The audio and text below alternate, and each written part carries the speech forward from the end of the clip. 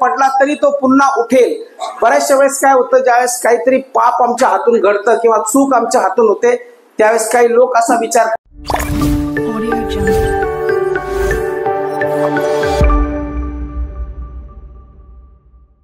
करतात काय की आता देव मला जवळच घेणार नाही, देव मला स्वीकारणार नाही, आता मी पाप केलं, आता मला काय देव जवळ घेणार नाही, लोक मला जवळ घेणार नाही, आणि आता मी फार वाईट माणूस आहे, आणि आता मी देवापासूनही दूर जातो, लोकांपासूनही दूर जातो असं त्यांना वाटतं।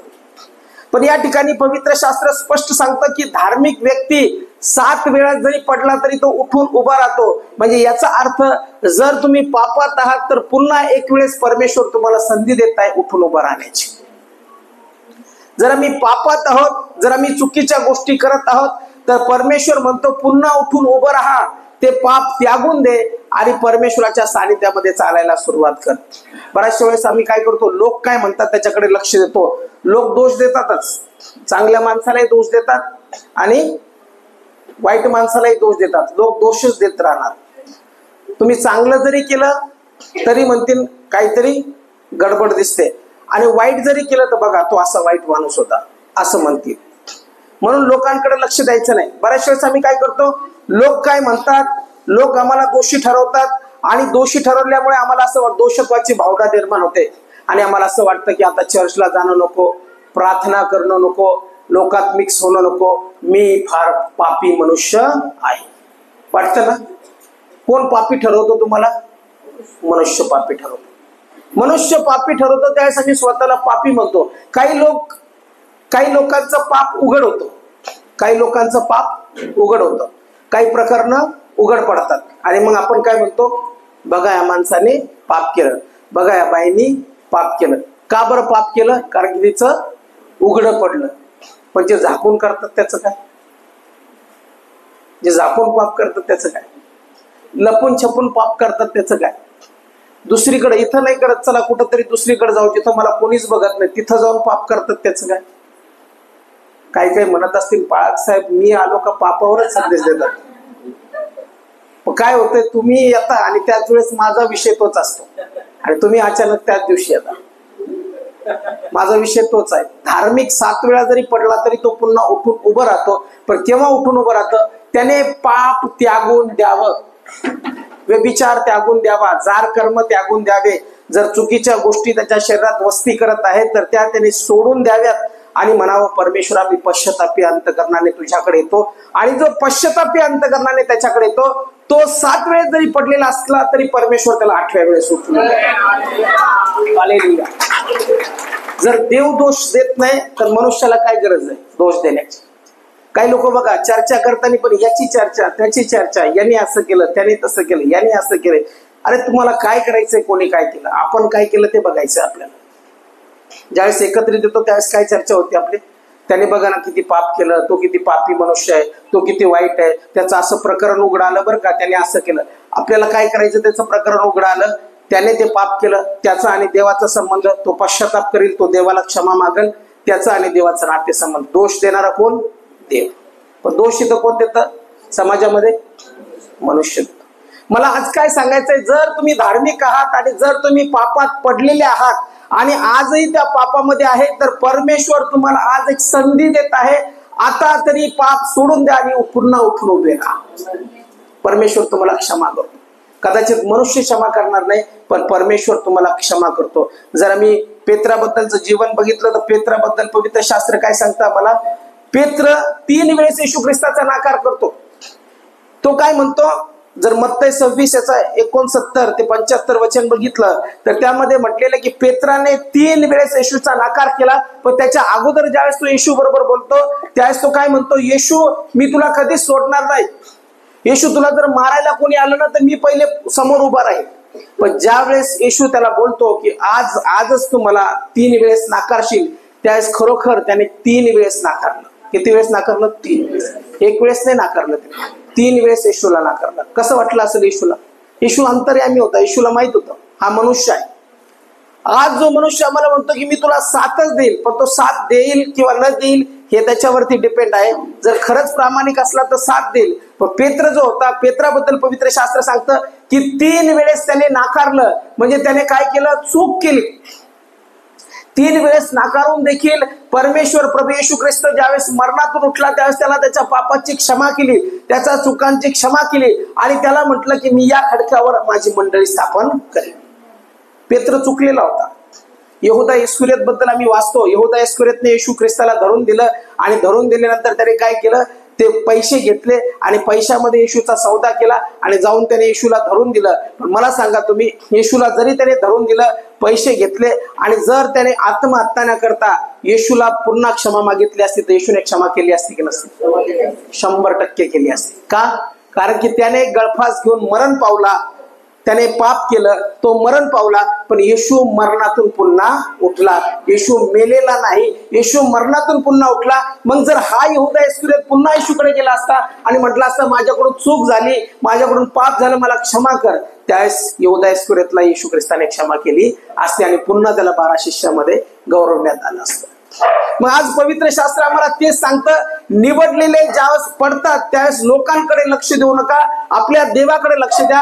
लोक काय म्हणतात यापेक्षा देव काय म्हणतो ते फार महत्वाचं आहे. कोण पाप करत नाही. पवित्र शास्त्र सांगतं की सर्वांनी पाप केलं आणि सर्व देवाच्या गौरवाला अंतरले. या ठिकाणी बसणारा प्रत्येक मनुष्य पापी आहे. म्हणून मी तुम्हाला म्हणू शकत नाही ब्रदर तुम्ही पापी आहात, तुम्ही पापी आहात. ते पण म्हणतील मला तुम्ही पण पापी आहात, तुम्ही पण पापी आहात. एखादी बहीण बहिणीला नाही म्हणू शकत बघा ना ती बहीण, आजचं वचन ना तिच्यासाठीच होतं. आजचं वचन हिच्यासाठी आणि तिच्यासाठी नसतं, आजचं वचन सगळ्यांसाठी असतं, माझ्यासाठी पण असतं. मलाच माहिती नसतं देव माझ्या बरोबर काय बोलणार. वचन हे कोणाला मारण्यासाठी नाही. मी एक वचन बोललो तर फेकून मारण्यासाठी नाही. वचन आपण टाकत नाही असं कोणाला तरी टोचावं म्हणून. ते माणसाची भूमिका झाली, म्हणजे माझी भूमिका झाली. मला कोणाला तरी बोलायचंय, मला बोलता येत नाही म्हणून मी वचन टाकतो आणि त्या वचनाद्वारे टोचवतो समोरच्याला. वचन त्याच्यासाठी नाही. वचन सद्बोध करतं, सुधारणूक करतं, माणसाचे पाप दाखवतं, पण वचन दुरुस्ती करतं, कोणाला टोचून बोलत नाही. वचन शुद्ध करतं. म्हणून ज्यावेळेस कोणी आम्हाला म्हणतो की तू पापी आहे, तुम्ही पाप केलं, त्यावेळेस त्याला म्हणा जरी मी पापी आहे, मी प्रभू येशूला माझ्या पापाची क्षमा मागतो, माझ्या देवाने मला क्षमा केलेली आहे. म्हणून म्हटलेले धार्मिक जो आहे, धार्मिकाला परमेश्वर संधी देत आहे. आज जर तुम्ही धार्मिक आहात, परमेश्वराचं वचन ऐकत आहात, तुमच्याकडून काही चूक झालेली आहे, पाप झालेली आहे, तर परमेश्वराचं वचन या ठिकाणी सांगतं की तुम्ही पडलेले जरी आहात तर परमेश्वर तुम्हाला बोलावत आहे आणि परमेश्वर ही संधी देत आहे की तुम्ही पुन्हा उठून उभं राहावं. लोकांकडे लक्ष देऊ नका, तर जिवंत देवाकडे लक्ष द्या. कारण की पवित्र शास्त्र आम्हाला सांगतं की सर्वांनी पाप केलं, म्हणजे या जगामध्ये जेवढे लोक आहेत त्या सगळ्यांनी पाप केलं आणि सगळे देवाच्या गौरवाला अंतरले. पवित्र शास्त्र तर सांगतं ते एखाद्या स्त्रीकडे तू काम इच्छेने जरी बघितलं तरी तू तिच्याबरोबर व्यभिचार केलेला आहे, नुसता विचार केला तरी व्यभिचार केला आहे, झालं पाप. मग कोणी असं म्हणू शकत नाही हा पापी तो पापी, याने पाप केलं त्याने पाप केलं त्याने हे केलं. त्याच्यापेक्षा आम्हाला म्हणायचंय मी काय केलं, माझ्या जीवनात काय घडलं, माझे पाप मला ओरडून सांगतात, तर परमेश्वरा माझ्या पापांची मला क्षमा कर. मी कोणाचा न्याय करण्यासाठी नाही, तू माझा न्याय करण्यासाठी आहे. म्हणून यावेळेस मी तुझ्याकडे माझ्या पापांची क्षमा मागतो. आणि मी तुम्हाला सांगतो तो फार दयाळू आहे, फार कृपाळू आहे. जसं पेत्राला त्याने क्षमा केली आणि पेत्राला त्याने क्षमा करून पुन्हा त्याला म्हटलं की मी तुझ्याद्वारे मंडळी स्थापन करील, तसं परमेश्वर तुम्हाला पुन्हा बोलविल आणि पुन्हा एका उंच ठिकाणावरती तुम्हाला. Hallelujah, hallelujah, hallelujah. म्हणा प्रभू येशू माझे सर्व पाप मी आठवत आहे आणि मी तुला म्हणतो माझ्या पापाची, माझ्या अपराधाची मला आज क्षमा कर. आणि माझा विश्वास आहे आज तू मला क्षमा केली. आमेन. प्रभू क्षमा करतो, प्रभू क्षमा करतो, विसरून जातो, येशू विसरून जातो. कारण की पवित्र शास्त्र काय सांगतं की सगळेजण जे कोणी आहे ते प्रत्येक जण जो शरीरात वस्ती करतो त्याच्याकडून पाप घडलेला आहे. किंवा पिढ्यानपिढ्यापासून आम्ही जर बघितलं तर आदाम आणि हवेने जे पातक केलं त्या पापाचं बीज आमच्या शरीरात आहे. म्हणून असं कोणीच म्हणू शकत नाही की मी माझ्या कर्माने तारण मिळवलं, कोणीच म्हणत नाही. इथं कोणीच म्हणू शकत नाही की मला ना पाळक साहेब मी चांगला होतो म्हणून मला देवाने निवडलं बरं का, मी फार चांगली होते, मी फार धार्मिक होते म्हणून देवाने मला निवडलं. आणि बघा ना देवाने माझ्यावर किती प्रेम करतो. आणि मी चांगला असताना मी लोकांना दान धर्म करत आहे आणि मी चांगलं दशांश देत आहे आणि त्याच्या कारणामुळे देवाने मला निवडलं. तर हे साफ खोटं आहे. असं देव निवडत नाही. देवाने आम्हाला निवडलं ही आमच्या कर्माने नाही तर त्याची कृपा आमच्यावर झालेली आहे. कर्माने कोणाचं तारण होत नाही. कर्माने जर मी माझं रक्त जरी वाहिलं देवाला आणि म्हटलं माझं रक्त मी घेऊन येतो देवा तुझ्याकडे, माझं रक्त मला पापाची क्षमा देत नाही. मला फक्त येशूचं रक्त पापाची क्षमा. म्हणून जी पापाची क्षमा होती ती चांगलं केल्याने होत नाही किंवा पापाची क्षमा कर्माने होत नाही. तर पवित्र शास्त्र सांगतं की पापाची क्षमा जी आहे ती पापाची क्षमा देवापासून होते आणि येशू ख्रिस्ताने जे वधस्तंभावर रक्त सांडलं त्याच्यापासून पापाची क्षमा होते. आता दावीद राजाला काय म्हटलेले देवाने? दावीद राजाला देवाच्या मनासारखा. देवाच्या मनासारखा माणूस पाप करू शकतो का? करू शकतो? नाही करू शकत. देवाच्या मनासारखा म्हणजे विचार करा किती चांगला व्यक्ती, किती स्तोत्र त्याने लिहिली, किती चांगलं जीवन त्याने जगलं. जंगलामध्ये असताना देवाची आराधना केली, त्याचे पुत्र त्याच्या मागे लागले त्यावेळेस देवाची आराधना केली. सगळ्या बाबतीमध्ये त्याने परमेश्वराची आराधना केली आणि त्याला देव स्वतः म्हणतो की हा माझ्या मनासारखा मनुष्य आहे. पण पवित्र शास्त्र सांगतं देवाच्या मनासारख्या असणाऱ्या मनुष्याने पाप केलं. वाचा पवित्र शास्त्र. पाप केलं त्याने आदामापासून. तर आम्हाला पाहायला भेटतं की प्रत्येक पुरुष जो या जगात आलेला आहे त्या प्रत्येकाने कुठंतरी चूक केलेली आहे. जो शरीरात आहे त्याने चूक केलेली आहे. दाविदाने देखील देवाच्या मनासारखा म्हटलेला आहे, पण देवाच्या मनासारख्या असणाऱ्या व्यक्तीने देखील पाप केलं. पवित्र शास्त्र आम्हाला सांगतं की ज्यावेळेस उरिया हित्ती, जर आम्ही बघितलं दुसरे शमूएल याचा 12वा अध्याय आणि 1 ते 14 वचन आपण काढू. दुसरे शमूएल. उरिया हित्तीची पत्नी जी होती त्या पत्नी बरोबर त्याने व्यभिचाराचं पातक केलं आणि पवित्र शास्त्र आम्हाला त्या ठिकाणी त्या गोष्टी त्या पापाबद्दल सांगत आहे. वाचा कोणीतरी दुसरे शमूएल 12 1 ते 14. मग परमेश्वराने नाथानाला दाविदाकडे पाठवले. पूर्ण वाचून घ्या. तू काय केलं? उरिया हित्तीयाची पत्नी, याच्या पत्नी बरोबर व्यभिचार केलास. उरिया हित्तीला तू युद्धाच्या तोंडी पाठवलंस. जिथं घनघोर युद्ध चालू होतं तिथं त्या युद्धाच्या तोंडी पाठवलं. तरवारीनं उरिया हित्तीचा घात केला आणि त्याची पत्नी तू आपल्या घरात घातली. हे सगळ्यात मोठं पाप तू केलेलं आहे. किती बेकार असतो माणूस. माणसाला शरीराची वासना सुटत नाही. शरीर खूप डेंजर आहे तुम्हाला सांगतो. हे शरीर जे म्हणताना तुम्ही तरुण पण फार डेंजरस असतं. कधी काय कोणाला काय कोणावर मन बसेल, कधी कोण कोणाबरोबर उडून जाईल सांगताच येत नाही. चिमण काय गाणे पण तसेच निघले. पाखरा आजाद केलं तुला, उडून जातो माणूस. शरीराची वासना फार भयंकर आहे. जर कशापासून जपायचं असेल ना तर शरीरापासून जपायचं. शरीराला फार कंट्रोल करता आलं पाहिजे. डोक्यात विचार आले नाही पाहिजे. याच्या विचार कसे आले बघा. देवाच्या मनासारखा मनुष्य होता, पण त्याने काय केलं? पवित्र शास्त्र सांगतं की त्याने दुसऱ्याची पत्नीवर नजर ठेवली आणि ज्यावेळेस हे सगळे युद्ध करायला गेले त्यावेळेस तो गच्चीवर टेरेसवर फिरत होता आणि टेरेसवर फिरता फिरता त्याची नजर जी बाई आंघोळ करत होती उरिया हित्तीची पत्नी तिच्यावर पडली आणि मग तिला त्याने बोलून घेतलं, तिच्याबरोबर विचार केला आणि मग या सरदाराला त्याने युद्धाच्या तोंडी दिलं आणि मारून टाकलं. आणि हे सगळं ज्यावेळेस परमेश्वराने पाहिलं त्यावेळेस नाथान संदेष्टाला उभं केलं. हा संदेष्टा जातो आणि त्याला सरळ सरळ सांगतो की असा असा मनुष्य होता, तो गरीब होता, त्याची एकच मेंढी होती आणि त्याची मेंढी एका श्रीमंताने खाल्ली जो त्याचा शेजारी होता. आणि मग दावीद म्हणतो कोण आहेस तो? त्यावेळेस नाथान दाविदास म्हणाला तो मनुष्य तूच आहेस. इस्रायलाचा देव परमेश्वर म्हणतो मी तुला अभिषेक करून इस्रायलाचा राजा केला, तुला शौलाच्या हातातून सोडले, मग स्वामीचे मंदिर मी तुला दिले, त्याच्या स्त्रिया तुझ्या उराशी दिल्या, इस्रायल व यहुदाचे घराणे तुला दिले. परमेश्वराने सगळं केलं दाविदासाठी. अनेक उपपत्न्या दाविदाला होत्या. दाविदाला परमेश्वराने घरानं दिलं. दाविदाला परमेश्वराने सगळ्या आयशो आराम दिले. दाविदाने परमेश्वराने दाविदाला राजा बनवलं. पण तरी देखील त्याने परमेश्वराची आज्ञा तुच्छ मानून उरिया हित्तीच्या पत्नी बरोबर व्यभिचार केला आणि त्या पातकामुळे पवित्र शास्त्र सांगतं की दाविदाच्या घरात तलवार चालली. स्वतःचा सख्खा मुलगा त्याचा अबशालोम जो होता, अबशालोम दाविदाच्या पाठीमागे लागला. पुढे जर तुम्ही बघितलं ज्यावेळेस त्याने पाप केलं त्यावेळेस तो स्वतः उपास करत बसला. त्याचा मुलगा ज्यावेळेस आजारी होता त्यावेळेस प्रथम पुत्र त्याचा मरण पावला. ते सगळं पापामुळे झालं.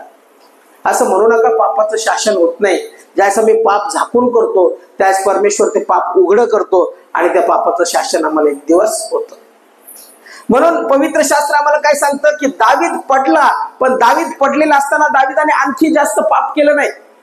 आणखी म्हटलं नाही चला ठीक आहे आता माझ्याकडून एक पाप झालेला आहे, मी जास्त पाप करतो, आणखी जास्त चुकीच्या गोष्टी करतो, आणखी व्यभिचार करतो, असं त्याने केलं नाही. एकदाच त्याने केलं आणि ज्यावेळेस त्याला ताडण बसलं त्यावेळेस त्याच्यानंतर त्याने पुन्हा पाप केलं नाही. त्याने सरळ पश्चाताप केला आणि देवाला म्हटलं देवा मला क्षमा कर, देवा मी चुकलो, माझ्या घराण्यावर तलवार चालली, इस्रायल लोकांवर तलवार चालली, पण परमेश्वरा आता तू मला क्षमा कर. आणि पवित्र शास्त्र सांगतं दावीद जरी चुकला तरी देखील त्याने ज्यावेळेस पश्चाताप केला त्यावेळेस परमेश्वराने त्याच्या पापाची क्षमा केली. देव दयाळू आहे. हा तो जुना करार मी तुम्हाला सांगतो.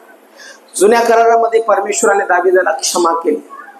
दावीद पूर्ण वयाचा होऊन मरण पावला आणि दावीदाला पुन्हा परमेश्वराने गादीवरती बसवलं आणि दावीदाचं घराणं आशीर्वादित केलं आणि दावीदाच्या कुळामधूनच येशू ख्रिस्ताचा जन्म झाला. कोणाच्या कुळातून जन्म झाला?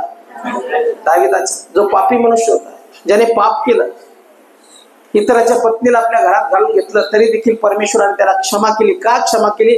कारण की त्याच्याकडून ते नकळत झालं, त्याने ती पश्चाताप केला आणि त्याने स्वीकारलं की देवा मी पापी आहे आणि त्यावेळेस परमेश्वराने त्याच्या पापाची क्षमा केली. आज इथं जर तुम्ही बसलेले आहात आणि काहीतरी तुम्हाला टोचत आहे, काही गोष्टी तुम्हाला लागत आहेत की मी या ठिकाणी पाप केलेला आहे, या ठिकाणी चूक केलेली आहे, ही चूक माझी फार भयानक आहे, कदाचित तिथं कोणाला माहिती नसेल तुम्ही काय केलेलं आहे, ते फक्त तुम्हाला माहिती असेल आणि देवाला माहिती असेल. पण आज जर तुम्ही इथे आहात तर परमेश्वर सांगत आहे तुम्हाला पुन्हा उठून उभा राहायची वेळ आलेली आहे. ते पाप त्यागून द्या, त्या पापाचा पश्चाताप करा आणि देवाला अंतःकरणापासून म्हणा देवा मला क्षमा कर, मी पापी आहे, मज पाप्यावर दया कर. दया होईल आणि परमेश्वर तुमचे पाप सर्व धुवून काढेल. म्हणून सैतानाच्या विचाराला बळी पडू नका. काही काही लोक काय करतात, ज्या चूक करतात त्यास जास्त चुका करतात. एक चूक करण्यासाठी दुसरी चूक करतात, दुसरी चूक करण्यासाठी तिसरी करतात आणि पाप झाकवण्यासाठी पाप पाप पाप करतच राहतात आणि मग ते पापातच खितपत पडतात आणि त्याच्यामुळे मनुष्याचा नाश होतो. पण ज्यावेळेस तुम्हाला कळतं की ही चूक माझ्याकडून झालेली आहे, जसा दावीद स्वतः समोर आला आणि त्याने पश्चाताप केला, त्याने नाथानाला बोलला नाही उलट, त्याने नाथानाला असं म्हटलं नाही संदेशाला तू नको मला सांगू काय केलं मी, असं म्हटलं नाही. तो त्याने स्वीकारलं की होय मी पाप केलेला आहे आणि त्याने गोंताट नेसलं आणि देवाच्या सानिध्यात बसला, पापाचा पश्चाताप त्याने केला आणि परमेश्वराने त्याला त्याच्या पापाची क्षमा केलेली आहे. म्हणून जे निवडलेले आहेत, ज्यांनी पाप केलेलं आहे, ज्यांना असं वाटतं की मी पडलेलो आहे आणि आता उठण्याची संधी नाही, पण परमेश्वर या ठिकाणी सांगत आहे की आता उठायची संधी आहे. ते पाप त्यागून द्या, क्षमा मागा आणि पुन्हा एक वेळेस उठून उभे राहा. परमेश्वर तुम्हाला वापरायला सुरुवात करेल. हालेलुया. मी एक गोष्ट बघितलेली आहे, देवापेक्षा माणूस जास्त ताडण करतो, देव क्षमा करतो, माणूस जास्त त्रास देतो. एखाद्याने चूक केली आणि चूक करताना तो पकडला गेला की काय करतो माणूस, त्याला घडी घडी हा पापी, याने असं केलं, याने चूक केली. पण देवाने तर क्षमा केली, त्याने पश्चाताप केला, त्याने क्षमा केली. माणूस माणसाला फार दोष देतो. म्हणून पवित्र शास्त्र देखील काय सांगतं की दोष लावू नका, म्हणजे दोष काढण्यात येणार नाही. आम्ही दोष काढतो दुसऱ्यांचे, त्यावेळेस असं म्हणू नका की याचं पाप मी दाखवलं तर तो देखील तो शोधात असतो तुमचं पाप त्याला कधी दिसावं आणि तो फक्त पाप काढण्याच्या शोधात राहून तुमचं पाप उकरून वरती काढतो. पण परमेश्वराचं तसं नाही. परमेश्वर पापाची क्षमा करणार आहे. म्हणून सैतानाच्या विचारांना बळी पडू नका. आज जर तुम्ही इथे असताल आणि तुमच्या हातून काही घडलं असेल आणि ते तुम्ही कोणालाच सांगितलं नसेल तर ते आज देवाला सांगा आणि म्हणा प्रभू माझ्या पापाची क्षमा कर. मी तुम्हाला सांगतो आज तुमच्या पापाची क्षमा होईल आणि परमेश्वर तुम्हाला बर्फासारखं स्वच्छ करेल. Hallelujah, hallelujah. यशाचं पुस्तक याचा 6वा अध्याय, एक दर्शन यशाने बघितलं. यशाच्या पुस्तकाच्या 6व्या अध्यायामध्ये एक दर्शन यशाने बघितलं आणि ते दर्शन असं होतं की त्याने मोठ्या सिंहासनावर देवाला बघितलं आणि सिंहासनावर बघितल्यानंतर पवित्र शास्त्र काय सांगतं, वाचा कोणीतरी. त्याला वाटलं आता मी इतक्या महान परमेश्वराला एका पापी मनुष्याने माझ्या डोळ्याने बघितलेलं, आता माझं काही खरं नाही, आता मी मारणार. पण पवित्र शास्त्र काय सांगतं, मग एक सराफदूत म्हणजे दिव्यदूत, जो आद्यदूत दिव्यदूत आहे, तो वेदीवरील इंगळ चिमट्याने हाते घेऊन मजकडे उडत आला, तो माझ्या ओठास लावून त्याने म्हटले, पहा याचा स्पर्श तुझ्या ओठास झाला म्हणून तुझा दोष दूर झाला आहे. तुम्ही पापी आहात, परंतु ज्यावेळेस तो इंगळ त्याने तो उचलला आणि त्याच्या ओठांना स्पर्श केला, त्यावेळेस म्हटलं की तुझ्या ओठास याचा स्पर्श झाला आहे, तुझा दोष दूर झाला आहे, तुझ्या पापाचे प्रायश्चित्त झाले आहे. म्हणजे आजपासून तू पापी मनुष्य नाही, तर तू शुद्ध आणि नीतिमान मनुष्य आहेस. मग नव्या कराराच्या काळामध्ये वेदीवरचा इंगळ येशू ख्रिस्ताने आमच्यासाठी वधस्तंभावर सांडलेलं रक्त आहे. ज्यावेळेस ते रक्त आम्ही कबूल करतो आमच्या जीवनामध्ये आणि म्हणतो की मी पापी आहे, पण प्रभू मी पापी असताना तुझं रक्त माझ्याकडे येऊ दे आणि तुझं रक्त मला शुद्ध करू दे, त्यावेळेस ते रक्त आमच्यावरती येतं आणि रक्तामध्ये जीवन आहे आणि येशूने ते रक्त वधस्तंभावर सांडलेलं आहे. म्हणून पवित्र शास्त्र सांगतं, जो पापी आहे त्याचा दोष दूर होण्यासाठी येशूने जे रक्त सांडलं, त्या रक्तावर जो विश्वास होतो त्याच्या रक्ताने त्याच्या पापाची क्षमा होते. ब्लड कव्हनंट त्याला म्हणतात, रक्ताचा करार. म्हणून आपल्यामध्ये आणि येशूमध्ये जो करार आहे तो रक्ताचा करार आहे. ज्यावेळी आता मनुष्य देवाकडे जाऊ पाहतो त्यावेळेस त्याला सरळ देवाकडे जाता येत नाही, कारण की आम्ही पापी आहोत, तो पवित्र आहे आणि पापी आणि पवित्रता एकत्र येऊ शकत नाही. म्हणून त्याच्यासाठी मध्यस्थ म्हणून येशू ख्रिस्त आला, त्याने वधस्तंभावर प्राण दिला, रक्त सांडलं. मग आता जो कोणी म्हणतो की मी येशूच्या रक्ताने शुद्ध आहे, त्याचं रक्त स्वतःवर अप्लाय करतो, स्वतः लावतो आणि त्या रक्ताद्वारे तो नीतिमान ठरवला जातो आणि मग त्याची आणि देवाची समेट होते. मग आमच्या कृपेने झालं नाही, सॉरी आमच्या कर्माने झालं नाही, आमच्यावर कृपा झालेली. कृपा म्हणजे येशूचं रक्त त्याने निवडलं आम्हाला आणि त्याचं रक्त आमच्यावर ज्यावेळेस येतं त्यावेळेस त्या रक्ताद्वारे आमच्या पापाचं क्षालन होतं, प्रायश्चित्त होतं. म्हणून आम्ही जो पापातून मुक्त झालो आहोत ते येशूच्या रक्ताने मुक्त झालेलो आहोत. येशया देखील तेच म्हणतो, मी पापी आहे, मी देवाच्या सानिध्यात जाऊ शकत नाही. वेदीवरील इंगळ त्याच्या ओठास लागला आणि त्याचं पाप दूर झालं. आम्हाला जे रक्त लागलेलं आहे त्या रक्ताद्वारे आमचं पाप दूर झालेलं आहे. पवित्र शास्त्र सांगतं की आमची धार्मिकता घाणेरड्या चिंधीसारखी आहे. जर कोणी म्हटलं चर्चमध्ये हा व्यक्ती फार धार्मिक आहे, हा फार प्रार्थनाशील आहे, हा फार चांगला आहे, काय नाही, सगळे सारखेच आहे. काय म्हटलं मी? सगळे सारखेच. मी पण तुमच्या सारखाच आहे. मी काय एकदम धुतल्या तांदळासारखा नाही, जन्मताच मी एकदम शुद्ध नाही. माझा काय पवित्र आत्म्यापासून म्हणजे जसं येशूचा जन्म झाला तसा नाही, माझा आई वडिलापासून जन्म झालेला आहे. माझाही विचार जसे माणसं करतात तसेच विचार आहे, तुमचे विचार माझ्यासारखेच आहे. पण आपल्या सगळ्यांना जर कोणी शुद्ध करत असेल तर ते येशूचं रक्त आहे. Hallelujah, hallelujah. म्हणून माणूस माणसाला दोष लावू शकत नाही. एखादा चुकल्यानंतर मी त्याला टार्गेट करू शकत नाही. एखादा चुकल्यानंतर मी म्हणू शकत नाही तूच पापी, तूच पाप केलं, तूच हे केलं, तूच ते केलं, तू असं केलं. पवित्र शास्त्र असं सांगतं, पवित्र शास्त्र तसं सांगतं, वचन असं सांगतं. अरे वचन हे पण सांगतं की मी तुझ्या पापाची क्षमा केली. काही लोक बघा वचनातून फक्त दोष लावतात, इतरांना फक्त दोष काढतात. तुम्ही असं चुकले आणि हे वचन असं सांगतं, तुम्ही इथं चुकले, हे वचन तसं सांगतं. हे कधीच सांगत नाही की धार्मिक 7 वेळेस पडला तरी तो पुन्हा उठून उभा राहील.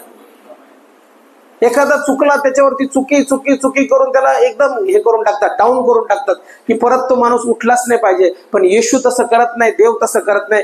देव आमच्या पापाची क्षमा करतो. जरी आम्ही पाप केलेलं असलं तरी आम्हाला पुन्हा उठून उभं राहण्याची संधी देव देतो. म्हणून कोणीच या ठिकाणी कोणाला दोष लावू शकत नाही. एक बहीण एका बहिणीला दोष लावू शकत नाही, एक भाऊ एका भावाला दोष लावू शकत नाही. मी तुम्हाला पाप करताना बघितलं बरं का, मी तुला पाप करताना बघितलं बरं का, पण पाप करताना बघितलं पण तिचं जीवन तसं पुन्हा नसेल तर, आता जर तिनं सोडून दिलं असेल सगळ्या वाईट गोष्टी, एखाद्या व्यक्तीचं जीवन पूर्वी पापात होतं पण आता त्याने सोडून दिलं असेल, आता तो तसं करत नसेल तर आम्ही कोण न्याय करणार आहे? आम्ही कोण त्याला दोष लावणार आहे? आम्ही कोण चर्चा करणार आहे? चर्चा करणारा कोण आहे? देव आहे. न्याय करणारा कोण आहे? देव आहे. मग न्याय जर देव करतो तर मनुष्याने मध्ये पडू नाही. पण सगळ्यात जास्त लुडबुड कोण करतं मध्ये मध्ये? देव, अरे तुला नाही सांगितलं मी, एवढं बोलू नको, मी तुला सांगितलं नाही, त्याच्या पापाचा न्याय मी करायला समर्थ आहे, तू इतका न्याय करू नको. नवरा बायकोच्या भांडणात पण कधी कधी म्हणते ना बायको, मला माहितीये ना तुम्ही कसे होते. नवऱ्याने सगळं सांगितलेलं असतं. माझं असं होतं, माझं तसं होतं, हे होतं. म्हणून डेंजरस असतं ते. नवीन जे लग्न करणार आहे त्यांना सांगतो, बायकोला काही सांगायचं नाही पहिले झालेलं. काही काही लयच लाडात येते, सगळं सांगून देतात. माझं हिच्या बरोबर प्रेम होतं बरं का, आणि असं होतं तसं. बरं असं का? त्या दिवशी बायको ऐकून गेली चांगलं. आणि जेव्हा भांडणं होतात ना, लय धुतल्या तांदळाचे होते का तुम्ही, मला माहितीये ना कसं होते, काय जीवन जगले होते. होऊन लगे अरे तू रे का रे, तू असा होता, तू तसा होता. नवीन लग्न झालेले जुन्या गोष्टी झालेल्या आपल्या बायको बरोबर शेअर करायच्या नाही, आणि बायकोने जुनं जीवन आपल्या नवऱ्याबरोबर शेअर करायचं नाही. जे झालं ते झालं. आता इथून पुढे तुम्ही तुमचं दोघांचं जीवन आशीर्वादाने जगायला सुरुवात करायची. इथं भांडणामध्ये ते निघतं. सिक्रेट लाईफ जी झाली पास्ट ती मेली. आपण जुने जे होतो ते मेलेलो आहोत. आता जुनं जीवन आपलं नाही.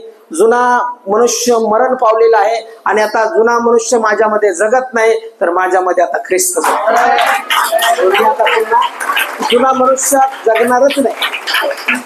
म्हणून जुनी बाई मेलेली आहे तुमच्यातली, जुनी जी होती ती मेलेली आहे. जुना पुरुष मेलेला आहे, आता नवीन पुरुष जगतो. म्हणून दोष स्वतः लावून घेऊ नका. मी दोषी आहे, मी पापी आहे, मी दोषी आहे, मी पापी आहे. ते म्हणतात अरे तुझं पापाची क्षमा झाली, तू घडी घडी म्हणू नको ना मी पापी आहे. तुझं पाप मी क्षमा केलं, सोडून दिलं. एखाद्या फळ्यावरती आम्ही लिहितो, आणि लिहिल्यानंतर ते फळा सगळं भरून जातो, डस्टर घेतो आणि ते पुसतो. तसं परमेश्वर आहे. एकदा पापाची क्षमा ज्यावेळेस आम्ही मागतो, त्यावेळेस परमेश्वर डस्टर घेतो आणि ते सगळं पुसतो. त्यावेळेस एकदम क्लीन फळा जसा दिसतो, तसे तुम्ही एकदम स्वच्छ आणि क्लीन आहात येशूच्या रक्ताने. हालेलुया. प्रभू जर तुम्हाला दोष लावत नाही, येशू जर तुम्हाला दोष लावत नाही, देव जर तुम्हाला दोष लावत नाही, तर मनुष्याने किती दोष लावलं तर त्याचं या कारणे ऐकायचं, या कारणे सोडून द्यायचं. फक्त एक काम करायचं, पुन्हा पाप करायचं नाही. तुम्ही म्हणसान चला पाप करू, देव क्षमा करतो. कृपा होत राहावी म्हणून आपण पापातच राहावं काय? म्हणजे मी पापातच राहावं काय? देव कृपा करील मी पाप करेल, देव कृपा करेल मी पाप करेल, तसं नाही. पवित्र शास्त्र सांगतं की आम्ही पाप केलं, आम्ही पापाची क्षमा मागितली, देवाने आम्हाला पापाची क्षमा केली, आणि पापाची क्षमा केल्यानंतर पवित्रतेचं जीवन जगायचं. याचा अर्थ असा नाही तुमच्याकडून पाप होणार नाही. काही लोकांना असं वाटतं एकदा पापाची क्षमा मिळवली झालं, आता पापाची क्षमा मागण्याची गरज नाही. आम्ही जोपर्यंत मरू म्हणजे मरणाच्या पर्यंत, शेवटच्या स्टेप पर्यंत आपण पाप करत राहू. विचाराद्वारे, बोलण्याद्वारे, काहीतरी करण्याद्वारे, पाहण्याद्वारे पाप होत राहील. कारण की आपण शरीरात आहोत, आणि जो शरीरामध्ये आहे त्याच्याकडून पाप होतच राहील.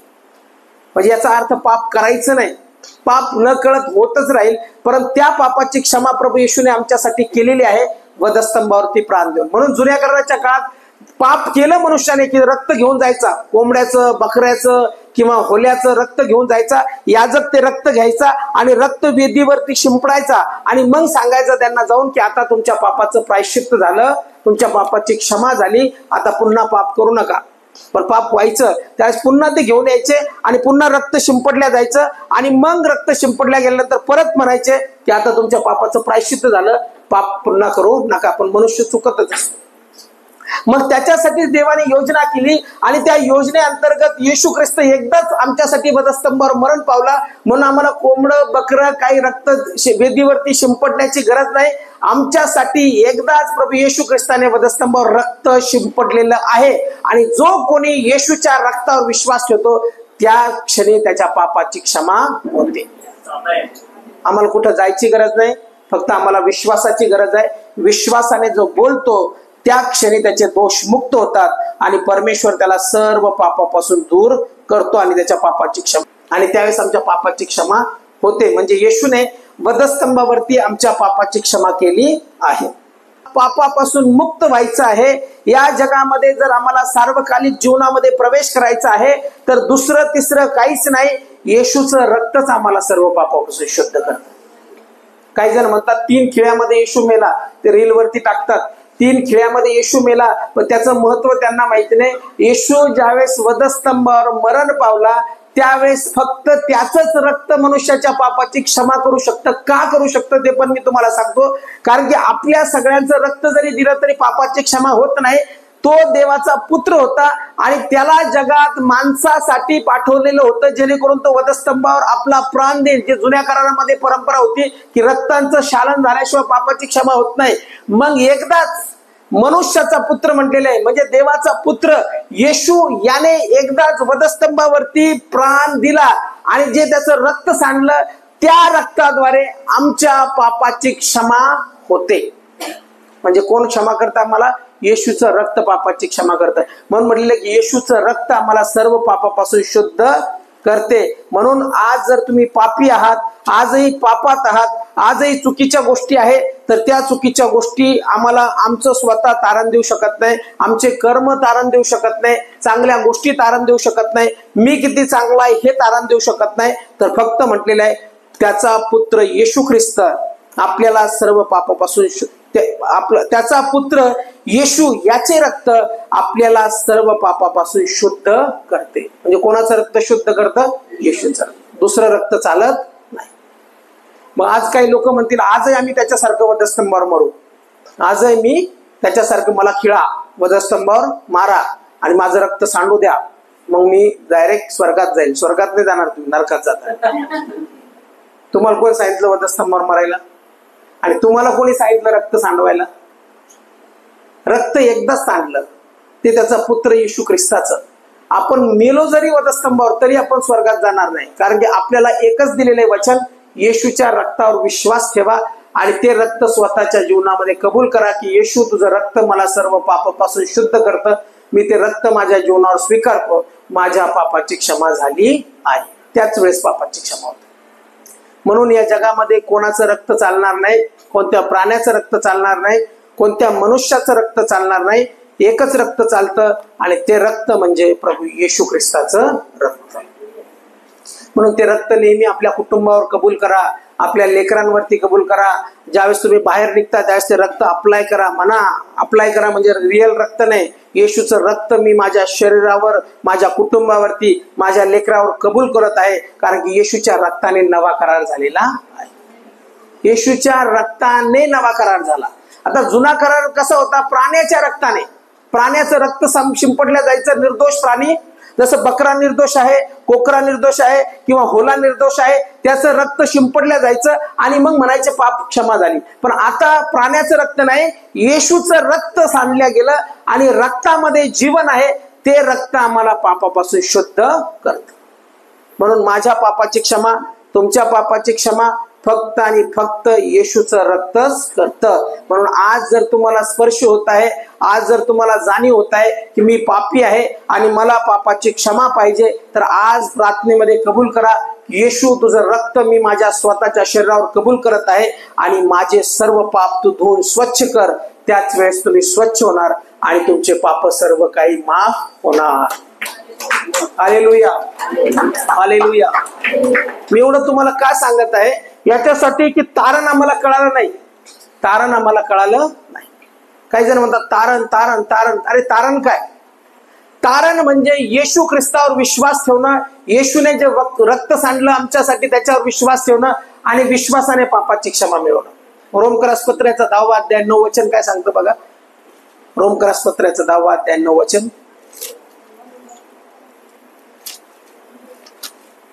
रोमकरासपत्र की येशू प्रभू आहे असे जर तू आपल्या की येशू प्रभू आहे जर तू आपल्या मुखाने कबूल करशील, मुखाने कबूल करशील आणि देवाने त्याला मेलेल्यातून उठविले, आणि देवाने त्याला मेलेल्यातून उठवले, असा आपल्या अंतःकरणात विश्वास ठेवशील, असा आपल्या अंतःकरणात विश्वास ठेवशील, तर तुझे तारण होईल. तर तुझे तारण होईल. काय म्हटलेली? तर काही अवघड क्रिया सांगितली का? काही दुसरं काही सांगितलं का? जर तू आपल्या मुखाने कबूल करशील, म्हणजे मुखाने मी पापी आहे आणि प्रभू माझ्या पापाची क्षमा कर, कबूल करशील, देवाने त्याला मेलेल्यातून उठवले असा आपल्या अंतःकरणात विश्वास ठेवतील. येशू मी पापी आहे पण मला माहिती आहे की येशू ख्रिस्ताला तू मरणातून उठवलेला आहे आणि मी त्याच्यावरती विश्वास ठेवतो, त्यावेळेस तुझे तारण होईल. 10 वचन काय सांगतं? कारण जो अंतःकरणाने विश्वास ठेवतो, म्हणजे अंतःकरणातून विश्वास ठेवतो, नीतिमान ठरतो व जो मुखाने कबूल करतो त्याचे तारण होते. तारण म्हणजे पापापासून मुक्ती. म्हणजे मुखाने कबूल केल्यानंतर आमच्या पापाची क्षमा होते. म्हणजे पापाची क्षमा करण्याचा अधिकार देवाला आहे. याचा अर्थ काय? रिच्युअल्स करायची गरज नाही, काय अंगातून काढायची गरज नाही आणि काय अंगावर घालायची गरज नाही. काही लोक काय करतात? हे त्यागतात, ते त्यागतात, सोनं घालायचं नाही, हे घालायचं नाही, ते घालायचं नाही, आतलं पाप तसंच, आतलं घमंड तसंच, आणि काय देवाने सांगितलंय असं काही करायचं नाही. पण पापाचं काय? पापाचं काय? आत पाप आहे तसंच, फक्त वरतून दाखवायचं. काही एकदम ढवळे बक्क कपडे घालतात पुढारी लोक, बघितले तुम्ही? एकदम पांढरा शर्ट, पांढरी पॅन्ट, पांढरी बन्यान, पांढरी चप्पल, व्हाईट एकदम शुभ्र. ती कशासाठी घालतात माहितीये का? व्हाईट पाहिल्यावर आपल्याला काय वाटतं? काय माणूस काय शुद्ध असेल ना. बाहेरून इतकं शुद्ध दिसतो तो, सफेद सफेद, आतून किती शुद्ध असेल. म्हणजे जितका बाहेरून एकदम सफेद दिसतो ना, तो आतून तितका काळा असतो. ते फक्त लपवण्यासाठी घातलेले असतात. एकदम पांढरे शुभ्र कपडे, पांढरे एकदम, असं पाहिल्याबरोबर माणसाला वाटलं म्हणजे काय शुभ्र कपडे घातले. पण ती शुभ्रतापेक्षा मला तरी वाटतं अंतकरणाची शुद्धता पाहिजे. मी काळे कपडे जरी घातले, काळे डक कपडे, एकदम काळे कुट्ट, काळी पॅन्ट, काळी शर्ट, काळी बन्यान, काळा गॉगल, पण माझं अंतकरण जर शुद्ध असलं तर माझा प्रभू मला पापाचे. कपड्यात काय आहे? कपडे कलर आहे, कपडे कलर आहे. हा, जर दिसायला चांगलं घालायचं वाईट तर घाला, चांगलं दिसतंय म्हणून वाईट घालतो. सोन्याचं घालायचं घाला, मी नाही बंधन करत. सोन्याची अंगठी घातलेली काय देऊ ना, काढ सोन्याची अंगठी, तुझं तारण झालेलं आहे. सोन्याची चेन घातली, काय नाही तसं. अंतकरणाची शुद्धता देव पाहतो. मग माझं काय म्हणणं आहे, जर तसं काही तुम्ही फॉलो करत असाल तर मग कपडे पण काढा. कारण कपडे कधीचे आहे? ते आधुनिक आहे. त्या काळात घालत होते कपडे, त्या काळात नव्हते कपडे. काही पण काढतात लोक. आमचं तारण झालं म्हणून आम्ही काहीच घालत नाही. अरे काय घालत नाही? कपडे आताच बरेच घालतात, आत्ताचे आधुनिक काळातले. त्या काळातलेच कपडे घाला. आदाम आवाजच घालत होते. जेव्हा बकरी येईल तेव्हा काय अशा बकऱ्या वाक्यामध्ये लागते. असं काय नाही. खरं युद्ध जे आहे ना, खरं जे भांडण आहे ना, ख्रिस्ती लोकांमध्येच आहे. बाहेरचे येऊन काही विरोध करत नाही आपल्याला. बाहेरचे लोक आपल्याला विरोध करत नाही, ते फार चांगले आहेत. आणि जरी केला तरी काय हरकत नाही, कारण की त्यांना माहिती नाही म्हणून ते विरोध करतात. त्यांना वचन माहिती नाही, ते विरोध करणारच ना. ज्या दिवशी त्यांना वचन कळेल ते आपल्याला विरोध कधीच करणार नाही. त्यांनाही सत्य समजेल. पण विरोध करणारे खरे कोण असतात? आपलेच असतात, ख्रिस्तीच. ख्रिस्तीला लय विरोध करतो. याचं असं आणि आमचं तसं, आमचा देव असा आणि तुमचा देव एकच.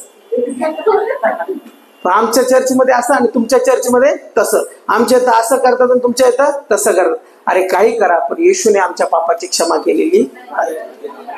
स्वर्गात असं भांडण चालेल का? तुम्ही पेंटिकॉस्टल बर का, तुम्ही अन्य भाषा बोलणारे बाजूला बसा, तुम्ही नॅझरीन इकडे बसा, तुम्ही सीएनआय इकडे बसा. हा, एकदम येशूचे प्रिय बिलीवर मांडीवर बसा.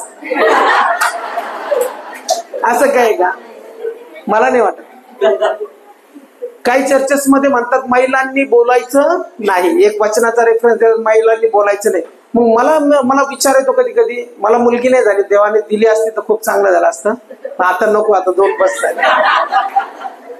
मला सांगा, मला जर मुलगी असते, उत्कर्ष आहे आणि समा मुलगी असते, तर मी उत्कर्ष मुलगा आहे म्हणून जवळ धरला असता आणि मुलगी म्हणून दूर लोटली असती का? काही जण काय म्हणतात, मंडळीमध्ये महिलांनी बोलायचं नाही, वचन करायचं नाही, प्रार्थना करायची नाही, काहीच करायचं नाही. मग मी माझ्या मुलीला दूर, मुलीला दूर ढकलेल का? कधी ढकलेल असं दूर? मला नाही वाटत. म्हणून मला महिला आणि पुरुष मध्ये काही विशेष वाटत नाही, समान आहेत. ते देवाचेच लेकर आहेत. मुलगी आहे, मुलगा आहे, आणि देवाने त्यांच्यावर समान प्रेम केलेलं आहे. म्हणून तुम्ही मुली आहात म्हणून शांत राहा, गप्प बसा, बोलू नका, काही करू नका, प्रार्थना करू नका, असं होत नाही. मुलगी जरी असली तरी तिला प्रार्थनेचा समान हक्क आहे. मनुष्य जरी असला, तो मुलगा आहे, त्याला समान हक्क आहे. आणि पवित्र शास्त्र स्पष्ट सांगतं, देवाने मनुष्य जातीवर प्रेम केलं, स्त्री आणि पुरुष दोघांवरतीही तो बाप सारखाच प्रेम, भेदाभेद करत. मग आम्ही कोण भेदाभेद करणार आहे? हे असं, हे तसं, हे रिच्युअल्स लावून दिलेले. मला रिच्युअल्स आवडत नाही. मी संस्थेचा नाही, आपली कोणती संस्था नाही, आपण संस्था मानत नाही, आपण कोणत्या धर्माचा प्रचार करत नाही. मी धर्माचा प्रचार इथं उभं राहून करत नाही. मी जो बोलतो किंवा सांगतो ते जिवंत देवाबद्दल सांगतो. आणि आम्ही जिवंत देवाचे लोक, हे संस्था, डिनॉमिनेशन, पेंटिकॉस्टल्स यांना हे जे बनवलं नाही, माणसाने बनवलं आणि माणूस भेद निर्माण करतो, पण देवाने भेद निर्माण केला नाही. इथं कुठंच लिहिलं नाही येशू ख्रिस्ती धर्माचा संस्थापक होता. येशू धर्म स्थापन करण्यासाठी नाही आला, येशू माणसाची भेट देवाबरोबर करण्यासाठी. संस्था देवस्थान काहीच नाही, एकच देव आणि मी कसा भेटू. म्हणून ख्रिश्चन